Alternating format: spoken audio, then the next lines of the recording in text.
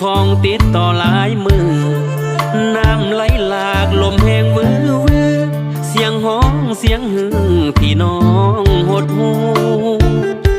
น้ำไหลท่วมทงท่วมให้นาเงินสานบ้านอยู่น้ำล้นเขื่อนกันไว้บ่อยู่สาวบ้านบ่ฮู้สิแห้งปานนี้หลวงขอนดอนคูนคนว่าวุ่นน้ำท่วมคือกันอีกบ้านดอนสัมพันธ์นักกว่านั้นทงใจนั่นเตมาสักบ้านใหม่เป็นวังใหญ่ท่วมแห้งอีลีเวียงใต้หวังเงินเต็มที่พี่น้องหลบหนีจนสิบ่ทันมาสวยเหลือกันแบ่งปันความสามัคคีหลวงน้ำท่าปีนี้ท่วมแห้งอีลีเฮามาสวยกันหัวควายเป็ดไก่น้ำไหลไปบ่เหลือจากอันลูกห้องให้เสียงฝนสนั่นมาสวยเหลือกันเด้อเด้อพี่น้อง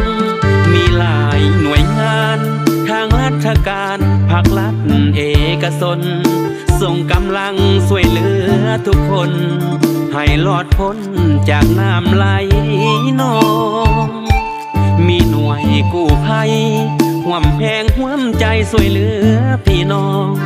ส่งแหงใจส่งเสียงเพลงห้องเงินคำสิ่งของส่งไปช่วยเหลือกัน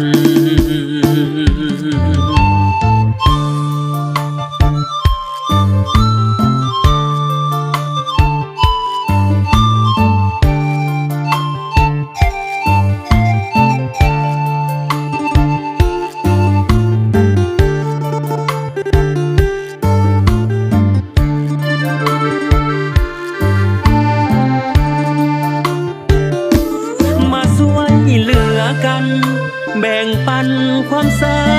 มัคคีหลวงน้ำท่าปีนี้ท่วมแห้งอีลีเฮามาสวยกันหัวควายเป็ดไก่น้ำไหลไปบ่เหลือจากอันลูกห้องให้เสียงฝนสนั่นมาสวยเหลือกัน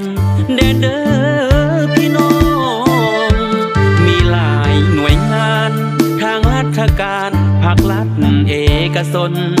ส่งกำลังช่วยเหลือทุกคนให้รอดพ้นจากน้ำไหลนอง